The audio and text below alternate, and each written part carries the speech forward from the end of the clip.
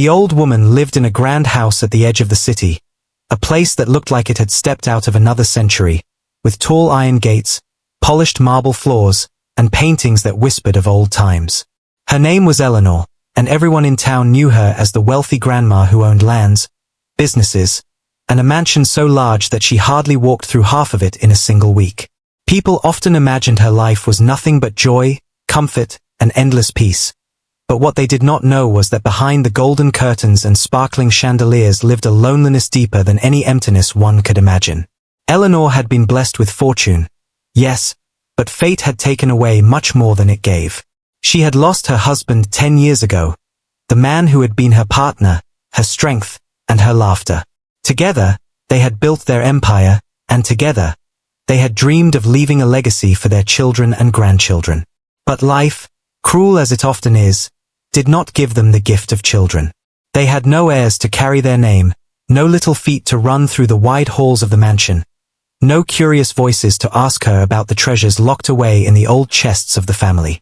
The only heirloom that mattered to her, the piece of her soul that tied her to her husband and her ancestors, was a necklace, a beautiful jewel made of emerald and gold, crafted centuries ago and passed down through the women of her family.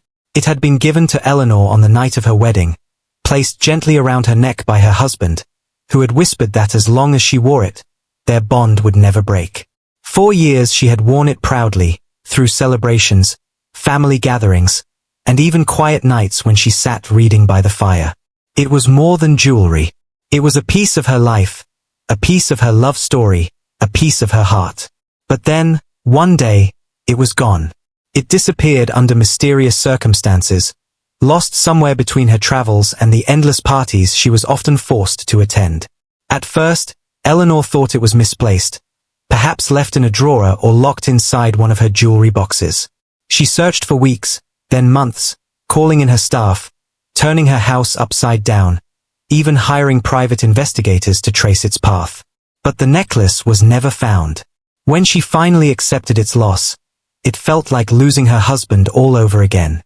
She stopped wearing jewelry after that. No diamonds, no pearls, nothing. She would only touch her bare neck sometimes, remembering the weight of that heirloom and the warmth of her husband's words.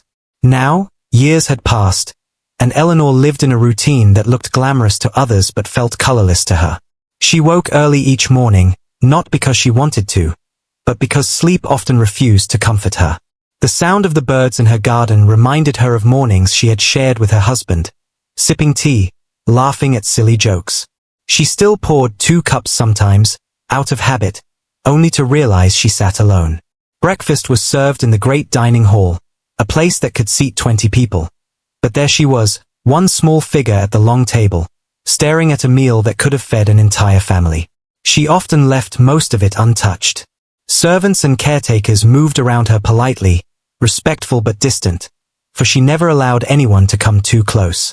She spent her afternoons reading, sometimes walking slowly through the garden, her cane tapping against the stone path, the scent of roses filling the air but never quite reaching her heart.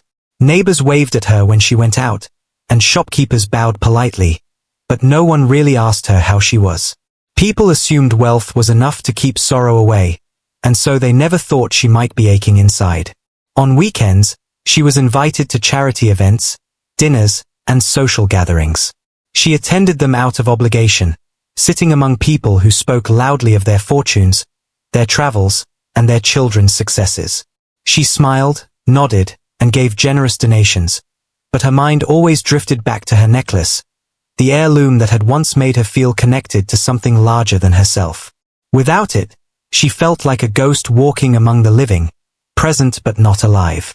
Sometimes, late at night, she would open the old wooden chest that had once held the necklace. Inside were letters from her husband, photographs yellowed with age, and small trinkets from their youth. She would run her wrinkled fingers over those items, her eyes misting with tears, whispering to the empty room that she wished for just one more moment with him. And then, she would close the chest, lock it, and return to her enormous bed, where silence wrapped around her more tightly than any blanket ever could. The city saw her as a symbol of success, but inside, Eleanor felt like a prisoner of her own memories. Money could buy her comfort, but it could not bring back her husband. Gold could fill her vaults, but it could not replace the weight of the heirloom on her neck. Her days blended into one another, predictable and grey, until one ordinary afternoon, when she stepped into a little diner she had never visited before. Her life, so carefully guarded, so painfully lonely, was about to change forever.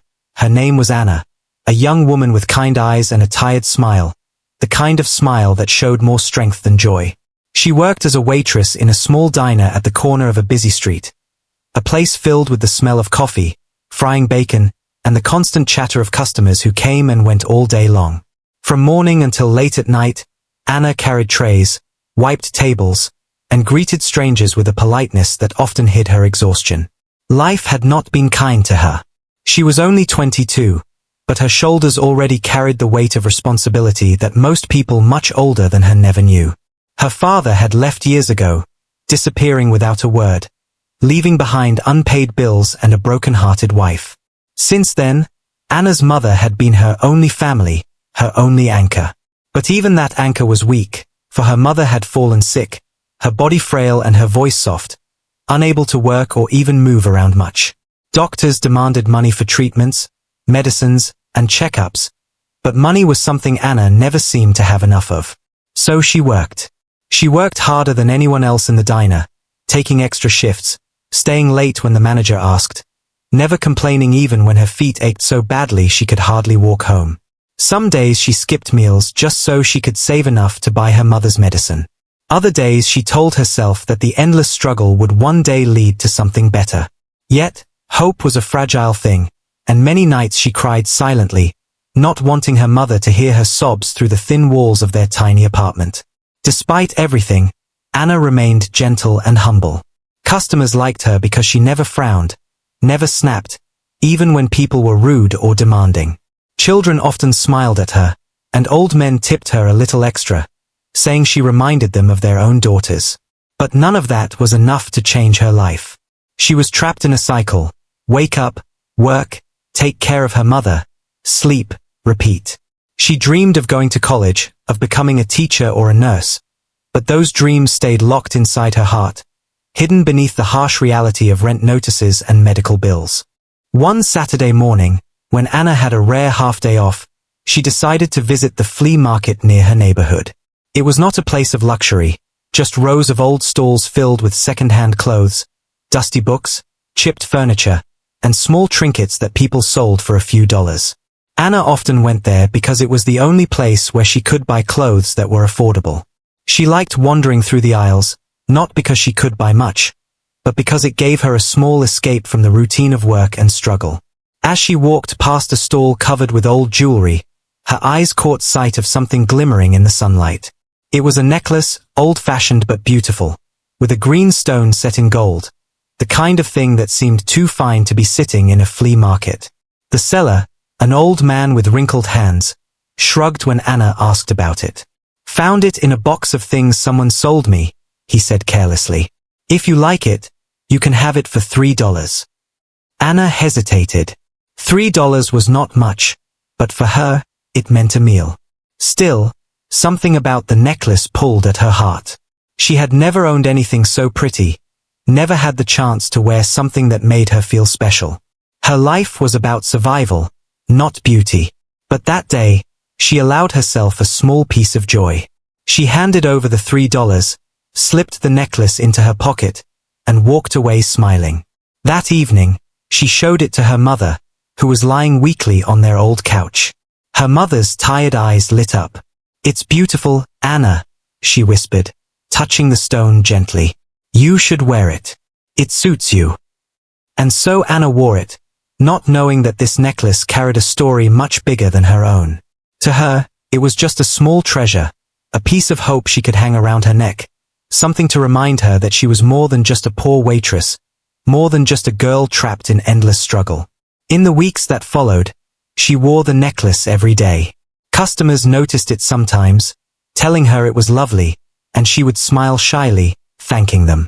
It became part of her, a secret confidence, a reminder that life, even in its harshness, could still surprise her with little gifts.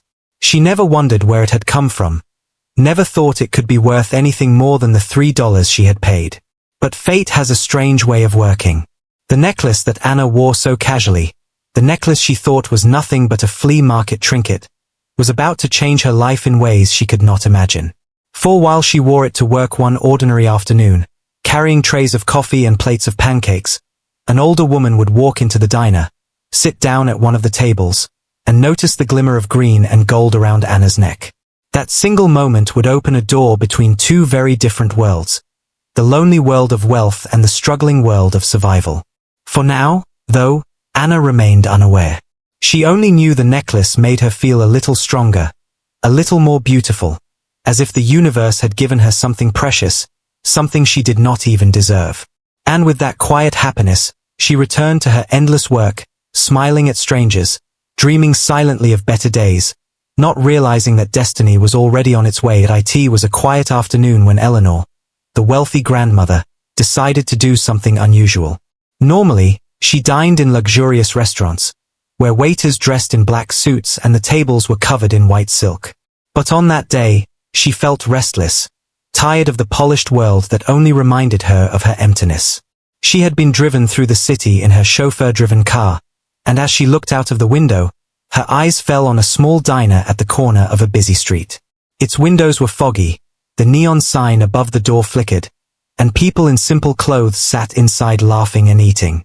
Something about the ordinary charm of the place drew her in.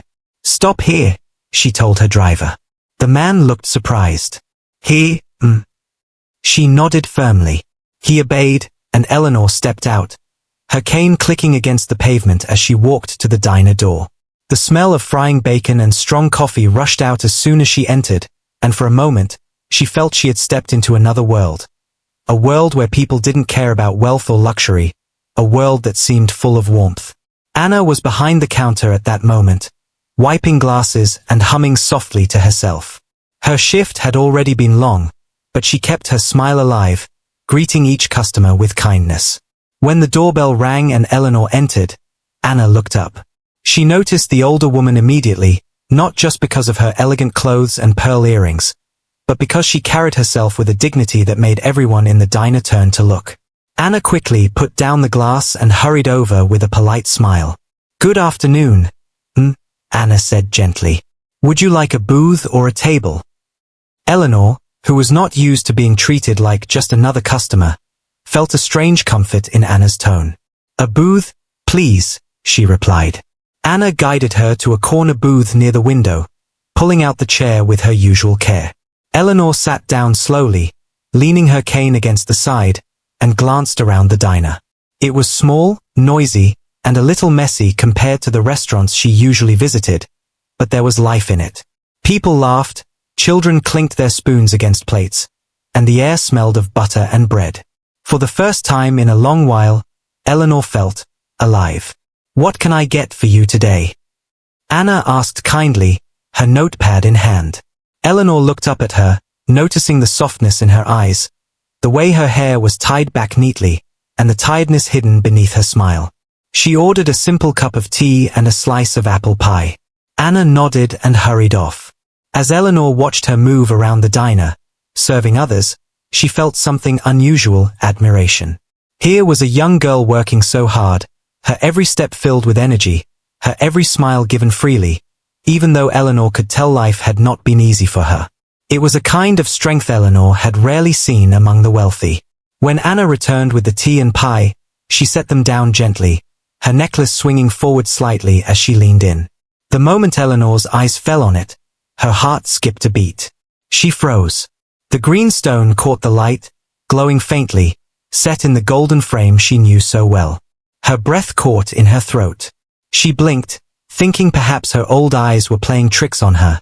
But no, it was real. It was the necklace. For a moment, the diner seemed to fade around her. She was no longer an old woman in a small booth. She was back in her youth, standing before a mirror as her husband clasped the heirloom around her neck on their wedding night. She remembered his voice, low and tender, promising her that the necklace would always protect their love. She remembered wearing it at parties, feeling his hand squeeze hers proudly. And she remembered the day she lost it, the emptiness that followed, the nights she wept alone, touching her bare collarbone. Her hand trembled as she lifted her teacup, but she could not take a sip. Her eyes remained locked on the necklace. She whispered to herself, barely audible, "It can't be, it can't be." Anna noticed the strange look on Eleanor's face. "Is everything all right, she asked softly, concerned.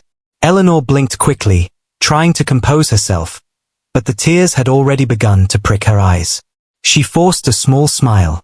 "Yes, dear, I'm fine," she murmured. But her heart was racing. When Anna walked away to serve another table, Eleanor's eyes followed her, drawn again and again to the necklace glimmering against her simple uniform. It was impossible to mistake. Every curve of the gold frame, every tiny marking carved into it, the way the emerald stone caught the light, it was exactly the same. The heirloom she thought she had lost forever was hanging casually around the neck of a waitress in a small diner. Eleanor pressed her hand against her chest, trying to calm the storm of emotions inside her. 1,000 questions flooded her mind. How did this girl have the necklace? Where had she found it? Did she know its value? Did she know it was hers? Should she ask her? Should she accuse her? Or should she stay silent? Her mind battled with her heart, but her heart was louder. She wanted to reach out, to touch it, to confirm with her own hands that it was real. But more than that, she wanted to know the story, how fate had brought the heirloom from her mansion to this girl's neck. The slice of apple pie sat untouched on her plate, the tea growing cold in its cup. Eleanor did not notice. Her eyes stayed on Anna, the young waitress who had unknowingly walked straight into the center of her life's greatest mystery. For the first time in many years, Eleanor felt a spark of something she had almost forgotten. Hope, fear, excitement, and the trembling knowledge that her world was about to change. And so, in that small diner on an ordinary afternoon, two lives crossed paths. One woman carried the scars of loneliness, the other carried the burdens of poverty, and between them glimmered a necklace that bound their stories together. Neither of them knew it yet, but destiny had already begun to weave its threads, pulling them toward a moment neither would ever forget. Eleanor's hands trembled as she held the edge of the table, her eyes never leaving the necklace hanging around Anna's neck. Her heart thumped so loudly she could almost hear it. The world outside, the chatter of customers, the clinking of spoons, the sizzling sound from the kitchen, faded away. All she could see was that green stone glimmering faintly under the diner's yellow lights, pulling her back to memories she thought were buried forever. When Anna returned to check on her, smiling kindly, Eleanor's voice quivered. "My dear," she whispered, "that necklace you're wearing, where did you get it?" Anna froze, her hand instinctively reaching up to touch the necklace. She felt her cheeks warm, embarrassed, unsure why the question suddenly made her nervous. To her, it was just a little trinket from the flea market, nothing special. She had never been asked about it before. "Oh, this," Anna said softly. I bought it at a flea market a few weeks ago. Just a few dollars. I thought it was pretty." Eleanor's eyes filled with tears. She leaned closer, her frail hands trembling as she reached out slightly, though she stopped herself before touching it. Her voice cracked. "Do you know what you're wearing, child? Do you know what that necklace is?" Anna shook her head, confused. "No, Is it something bad? I didn't steal it. I promise. I only bought it from an old man at the market." The words spilled out quickly, her voice trembling now. She feared she had somehow done something wrong, that maybe the necklace was stolen property, and now she would be accused. Her heart pounded with panic as she imagined police, handcuffs, shame, all the worst fears of someone who lived on the fragile edge of survival. But Eleanor shook her head quickly, her eyes soft with sorrow. No, my dear, I don't think you stole it. But that necklace, it's mine. It belonged to my family for generations. I lost it years ago. I thought it was gone forever." Anna's mouth fell open. She looked down at the necklace again, her fingers brushing the emerald stone as if seeing it for the first time. She could hardly believe it. Something she had picked up for $3. Could it really belong to this elegant woman? This wealthy grandmother who looked like she had stepped out of another world? "I'm so sorry," Anna blurted out quickly, her voice shaking. I didn't know. I swear I didn't know. Please, I'll give it back right now. I never meant to take something that wasn't mine. She fumbled with the clasp behind her neck, her fingers trembling as she tried to remove it. But Eleanor stopped her, gently placing her hand over Anna's. Her wrinkled skin was soft and fragile, yet her grip carried surprising strength. Tears slipped down Eleanor's cheeks as she whispered, "You don't understand. This isn't just a necklace. It's a piece of my life. My husband gave it to me on our wedding night. It was passed down from my grandmother, and hers before her. When I lost it, I felt as though I had lost him all over again." Her voice broke, and she pressed her fingers against her lips, trying to steady herself. The diner, once filled with casual noise, seemed suddenly too quiet. A few customers nearby turned their heads, sensing something important was happening. Anna's own eyes softened with pity. She had seen sorrow before, she lived with it every day in her mother's fading eyes. But there was something about this woman's grief that pierced her heart. She spoke softly, almost whispering, "I had no idea. If it means that much to you, you should have it back. It belongs to you." But Eleanor shook her head again, though her tears kept falling. She stared at Anna through blurred eyes, her voice trembling. No, it doesn't feel like theft. Somehow, I feel as though it was meant to find you. To see you wearing it. It's like fate placed it around your neck." Anna was stunned. She had no idea what to say. She held the necklace tightly, torn between guilt and confusion. "But why me?" she whispered. "I'm just a waitress. I can't keep something so valuable. I live in a small apartment. I can barely pay rent. I don't deserve something this precious." Eleanor studied her face, seeing not just the tired lines of struggle but also the quiet strength beneath them. The girl reminded her of herself, many decades ago, before money, before luxury, when love and hope had been her only treasures. Something about Anna's innocence and honesty touched her in a way nothing else had in years.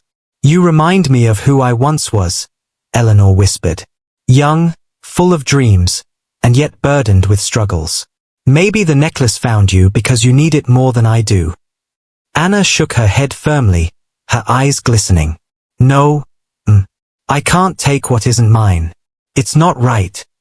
The two women stared at each other, both holding onto the necklace between them, their fingers brushing against the cool golden chain.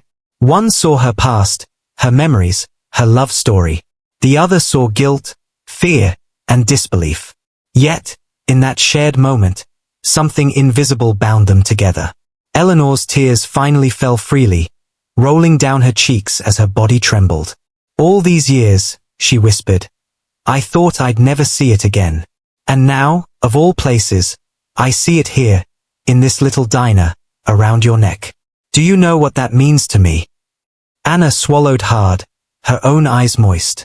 She shook her head silently, because truly, she could not imagine the weight of such loss. "It means," Eleanor said softly, her voice breaking, "that life has not finished surprising me. That perhaps, even in my old age, there is still something worth discovering. Something worth feeling." Anna lowered her gaze, her heart heavy yet strangely warm. She could not explain it, but she felt as though she had stepped into a story far bigger than her own. A story that had started long before she was born, and somehow, destiny had chosen her to play a part in it. The necklace, once only a small treasure bought at a flea market, had now become something much greater. It was no longer just an ornament. It was the bridge between two lives, one of wealth and sorrow, the other of poverty and hope, now colliding in the most unexpected way. And as Eleanor sat trembling, her tears falling into the untouched cup of tea, she knew her life was about to change forever. Anna stood frozen, her fingers still clutching the clasp of the necklace, her heart beating so fast it felt like it might burst out of her chest. The wealthy woman's tears had shaken her more than anything she had ever seen. She had expected anger, maybe accusations, but instead she saw only sorrow and longing in those eyes. It confused her, frightened her, and yet touched her deeply at the same time. "I don't want you to think badly of me," Anna whispered nervously, her voice trembling. "I swear I didn't know. I found it at the flea market. I thought it was just an old necklace. I never thought it could belong to someone like you." Her words spilled out in a rush, her honesty clear in every syllable. She was used to defending herself in life, defending her small pay, her unpaid bills, her mother's illness. But this time it was different. This time, she was defending her dignity in front of someone who could crush her with a single word. Eleanor, sitting across from her, wiped her tears gently with a handkerchief. She studied Anna's face carefully, every flicker of fear, every tremble of her lips. The girl's innocence was undeniable.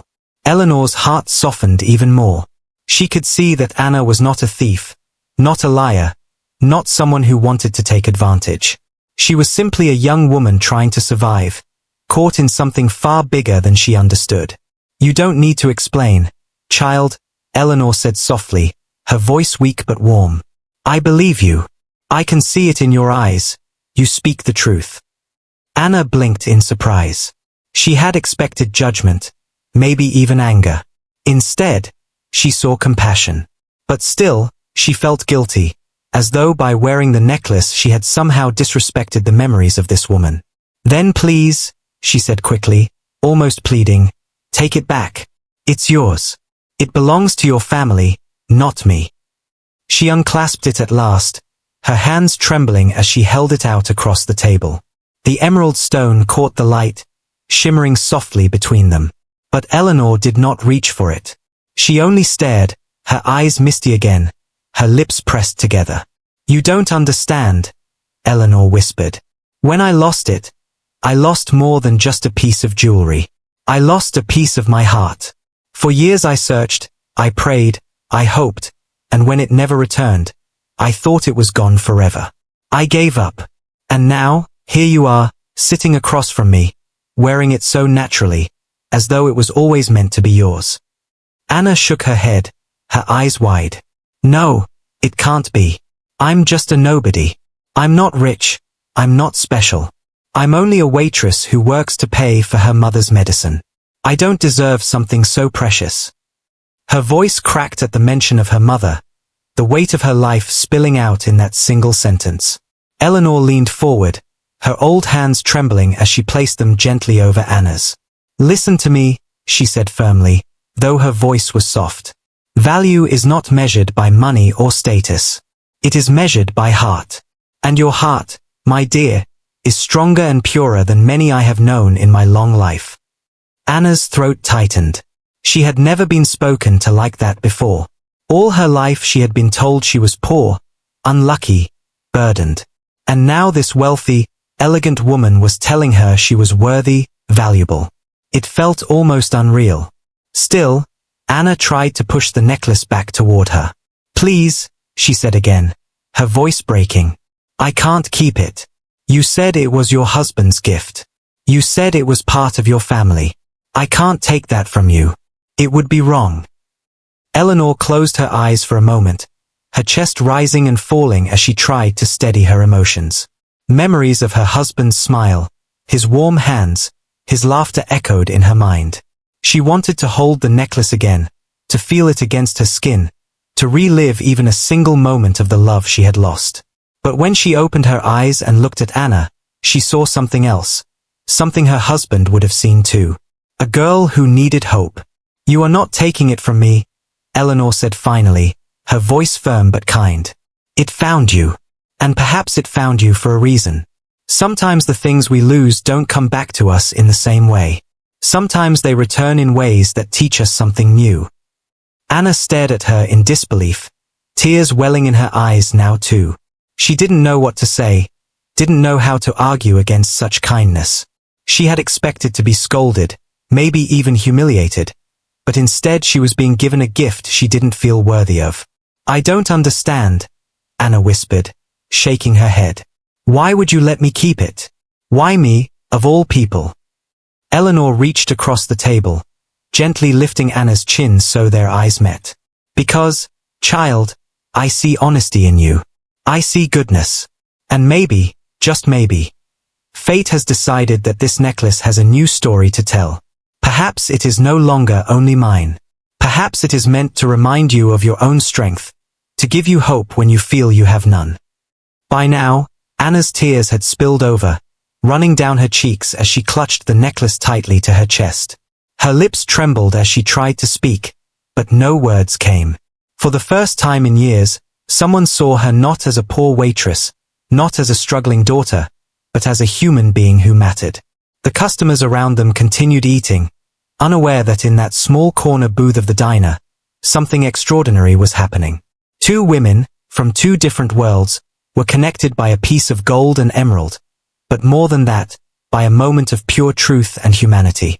Anna finally whispered, "I don't know what to say." Eleanor smiled faintly through her tears. "You don't need to say anything, my dear. Just promise me you will wear it with love. Promise me you will let it remind you of who you are." Anna nodded, her hands shaking as she clasped it back around her neck. And for the first time, the necklace did not feel like a random flea market trinket. It felt heavy, important, alive with history. It felt like it was carrying her into a future she had not dared to dream of. Eleanor sat there trembling, her hands shaking as she looked at the necklace glimmering softly against Anna's uniform. The memories rushing back were too heavy for her fragile heart to carry all at once. She tried to hold herself together, but the flood of emotions broke through. Suddenly, tears streamed down her wrinkled cheeks, and before she could stop them, she buried her face in her hands. The wealthy woman, who had always appeared so strong, so untouchable, was now sobbing in the middle of a noisy little diner. The clinking of cups and the chatter of customers slowly died down. One by one, people turned their heads to see the sight. No one had ever seen such a lady cry like this. Her pearl earrings shook as her shoulders trembled, her expensive silk shawl slipping from her arms as she wept without shame. The waitresses behind the counter exchanged worried glances, and even the cook peered out from the kitchen door. But Anna stayed where she was, sitting close to Eleanor, her own eyes filled with concern. "Please, don't cry," Anna whispered gently, her hand hovering over Eleanor's, unsure if she should touch her. "I didn't mean to upset you. I'm sorry. I really am." But Eleanor shook her head quickly, lifting her tear-streaked face to look at the young waitress. "No, child. You don't understand. These aren't tears of anger. These are tears of something I cannot even explain. For years, I thought I had lost a part of my soul. And then, today, I see it again. On you. Do you know what that means to me? It's like God himself handed me back a piece of my heart." Her words were broken with sobs, but they carried such weight that Anna felt her own throat tighten. She had never been part of something so emotional, so raw. She reached out and gently placed her hand over Eleanor's, squeezing softly, a small gesture of comfort. "It must have been very special," she whispered. "Special." Eleanor gave a bitter little laugh between her tears. "It was everything. My husband gave it to me on the night we married.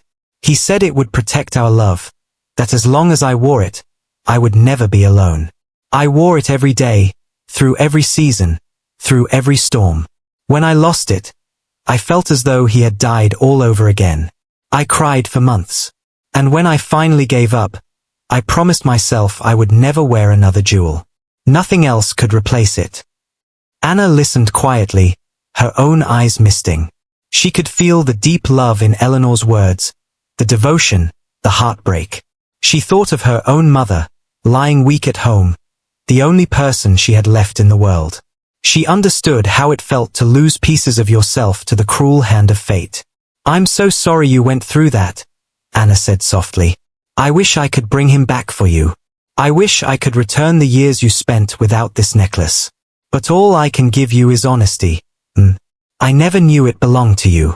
I never knew it was more than just a pretty thing." Eleanor smiled faintly through her tears.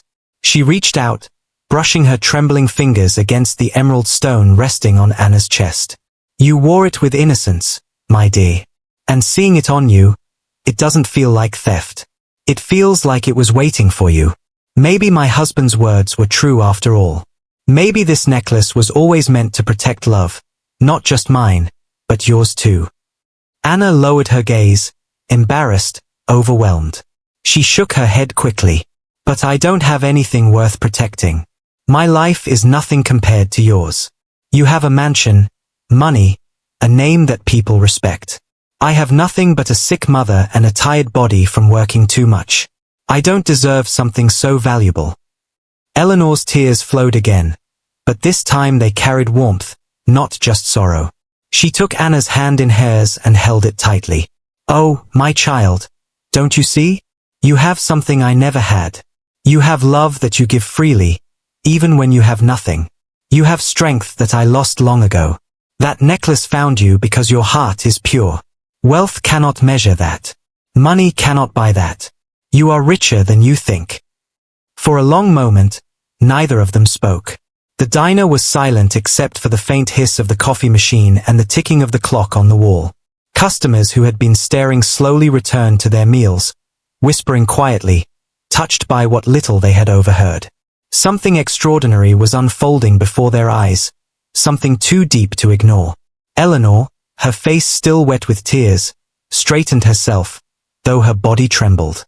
She looked into Anna's eyes, her voice soft but steady. "Promise me, Anna. Promise me you will never think of yourself as less than anyone else. Promise me you will wear that necklace not as a burden, but as a reminder that fate chose you. It could have been lost forever, but it wasn't. It found its way to you. That means something. I believe it does." Anna's lips trembled as more tears slipped down her cheeks. She nodded slowly. "I promise," she whispered, though her voice cracked.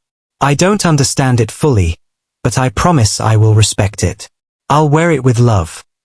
Eleanor smiled through her tears, her frail hands tightening around Anna's. "Good. That's all I need to hear." And so, in that tiny diner filled with ordinary people, a wealthy grandmother wept openly, her tears cleansing years of loneliness and grief. And a poor waitress, who had thought herself small and unworthy, sat beside her, holding not just a necklace but the weight of destiny in her hands. Two worlds collided in that moment, bound by sorrow, love, and something greater than either of them could explain. The necklace glimmered softly under the diner's lights, no longer just a lost heirloom, no longer just a random trinket. It was a living symbol, of memory, of fate, of the strange ways life weaves people together. And as Eleanor wiped the last of her tears, she knew this meeting was no accident. It was the beginning of something neither of them could yet imagine. The diner slowly returned to its usual rhythm, but the air around Eleanor and Anna remained heavy with meaning.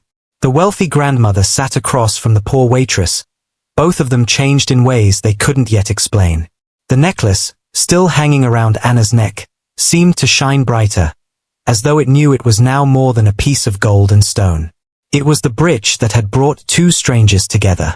Eleanor wiped her eyes gently with her handkerchief and let out a shaky laugh, the kind of laugh that comes when tears have drained the heart but left behind a strange calm. "Oh, what a sight I must be," she murmured. "An old woman crying in a diner like a child." Anna smiled softly, shaking her head. "No, you're just human. Everyone cries. Even the strongest hearts need to let it out." Eleanor looked at her for a long time, and in that moment, she felt something stir deep inside her. A sense of connection she hadn't felt in years. For so long, her life had been filled with walls. Walls of money, walls of distance, walls of grief. But Anna had walked right through those walls, simply by being honest and kind. "You remind me of myself when I was your age," Eleanor said gently, her voice soft but sure. "I wasn't born into wealth, you know. People think I've always lived in mansions, but once upon a time, I was just a young girl working hard, dreaming of a better future." Anna's eyes widened slightly. "You were like me." Eleanor nodded, a faint smile on her lips. "Yes. I worked in a bakery when I was younger. My shoes had holes, my hands smelled of flour, and I often went home with aching feet. But I had dreams, and I held on to them. Then I met my husband, and together we built something bigger than I ever imagined. Life changed, but I never forgot where I came from." Her eyes softened, glowing with old memories. "That's why when I look at you, Anna, I see not just a waitress. I see a fighter. I see a young woman carrying burdens far too heavy for her age, yet still finding the strength to smile. Anna lowered her gaze, her cheeks flushing. Compliments were rare in her life. She was used to hearing criticism, pity, or empty advice, but not words like these. She fidgeted with the hem of her apron and whispered, "I don't feel strong most days. I just feel tired. I wake up, I work, I care for my mother, and I go to bed. That's all I do. There's nothing brave about it." Eleanor reached across the table, taking Anna's hand again. Her grip was warm and steady despite her age. "That is exactly what makes you brave, my dear. To keep going, even when the world gives you so little, that is true courage. You don't even realize how strong you are because you've never been allowed to see yourself clearly. But I see you, and I want you to see yourself too." Anna's eyes burned with tears, but she blinked them back, unwilling to cry in front of the customers. "No one's ever said that to me before," she whispered. "Well," Eleanor said with a small smile, "then it's about time someone did." The two women sat in silence for a while, their hands still joined. Around them, the diner bustled with life again. Children laughing, forks clinking, the bell above the door jingling. But it felt like they were in their own little world, wrapped in a bubble of understanding. Finally, Anna spoke again, her voice hesitant. Are you sure you want me to keep this necklace? It feels too important to belong to me." Eleanor shook her head slowly. "I have thought about it, and my answer is the same. I lost it once because I held it too tightly, as if it were the only thing that kept me alive. But now, seeing it on you, I realize it was never meant to be locked away. It was meant to live, to shine, to carry stories forward. If I take it back, it will only sit in a box in my mansion, gathering dust. But if you wear it, it will keep breathing. It will remind you of strength, and it will remind me that love never dies." Anna's throat tightened again. She touched the necklace gently, her fingers tracing the edges of the emerald.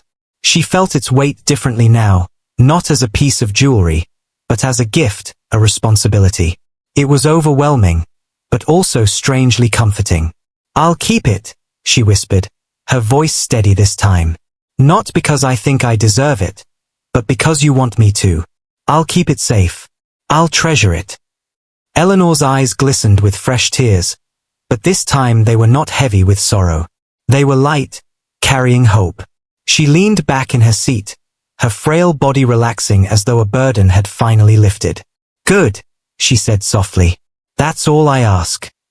The two women stayed together for hours, talking about their lives. Eleanor shared stories of her youth, of her late husband, of the struggles she once faced before wealth softened her path. Anna spoke of her mother, of the nights she lay awake wondering how to pay rent, of the dreams she had once buried under piles of responsibility. They laughed at small things, grew quiet at sad things, and through it all, they felt the bond between them grow stronger with every passing minute. By the time Eleanor's driver came into the diner to remind her of the late hour, neither of them wanted to part. Eleanor stood slowly, leaning on her cane, and looked at Anna with affection. "This is not the end, my dear. This is the beginning. I want to see you again.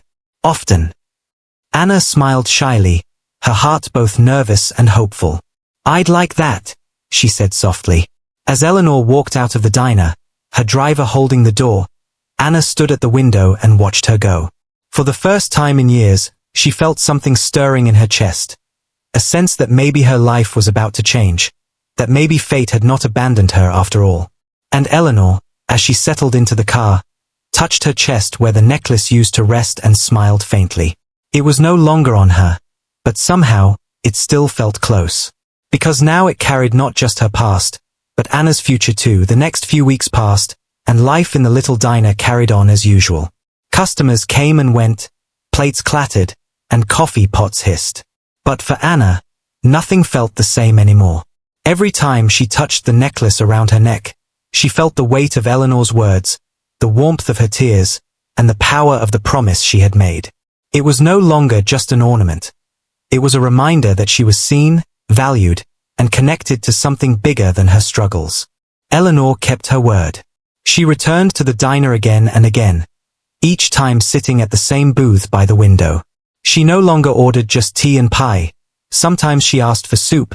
Other times she tried pancakes or sandwiches. But her real reason for coming was always the same, Anna.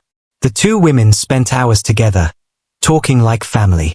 Eleanor listened patiently to Anna's worries about her sick mother, about her long hours, about her fear of never escaping poverty. And in turn, Anna listened to Eleanor's stories of her late husband, her childhood, and the loneliness of her empty mansion. The bond between them grew stronger with every meeting.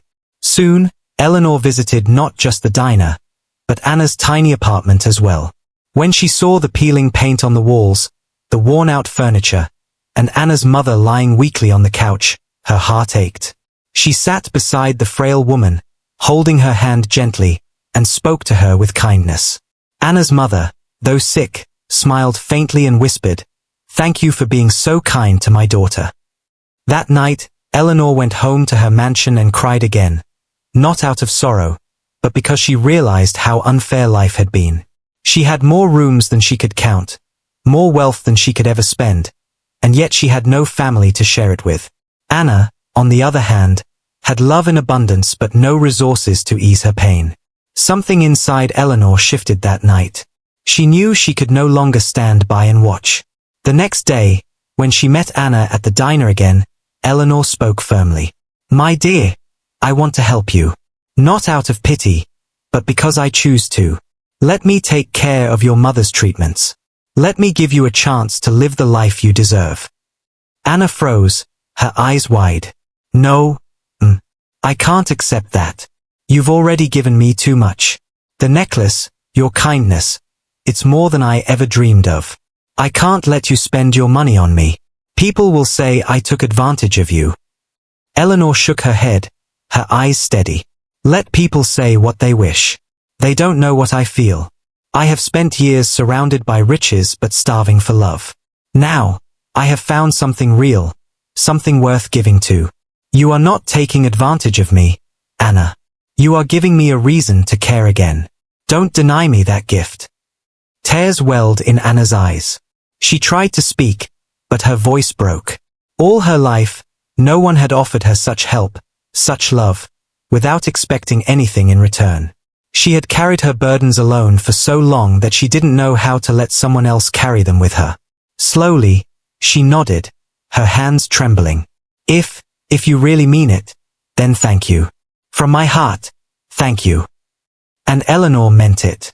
Within days, doctors were called, medicines purchased, and Anna's mother was moved to a better facility where she received proper care. For the first time in months, Anna saw color return to her mother's cheeks, saw her smile without pain. It was like watching a flower bloom after a long winter. At the same time, Eleanor insisted on helping Anna too. She arranged for her to attend evening classes, encouraging her to follow her dream of becoming a teacher. "You are meant for more than trays and tables," Eleanor told her gently. "Your heart was made to guide others, to inspire. Let me give you that chance." Anna studied at night and worked at the diner during the day, the necklace always around her neck, giving her courage when she felt tired. And whenever she doubted herself, she remembered Eleanor's trembling voice in the diner, telling her she was brave, that her heart was strong. Months passed, and their relationship grew deeper than anyone could have imagined. They were no longer just a wealthy old woman and a poor waitress. They had become family.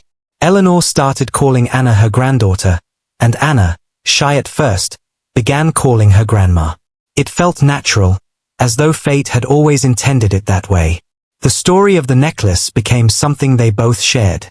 Whenever Anna touched it, she thought of the love that had once tied Eleanor and her husband together, and now tied the two of them. Whenever Eleanor saw it, she felt her husband's presence, as if he had guided the necklace to Anna so that she would never be truly alone. One evening, as the sun set over the city, painting the sky in shades of orange and gold, Anna sat with Eleanor in the garden of the mansion. They watched the flowers sway gently in the breeze, the necklace catching the fading light. Eleanor leaned back in her chair, a peaceful smile on her face. "Do you see, Anna? Life takes from us, but it also gives back. Sometimes in ways we cannot understand. You were meant to find that necklace, just as I was meant to find you." Anna squeezed her hand, her eyes shining. And I was meant to find you, Grandma. Eleanor closed her eyes, her heart finally light. For years, she had lived surrounded by wealth but starved of love. Now, in her final years, she had found not just the lost heirloom, but a granddaughter, a bond, a family she thought she would never have. And Anna, once just a tired waitress with a sick mother, now had hope, support, and a future filled with possibilities.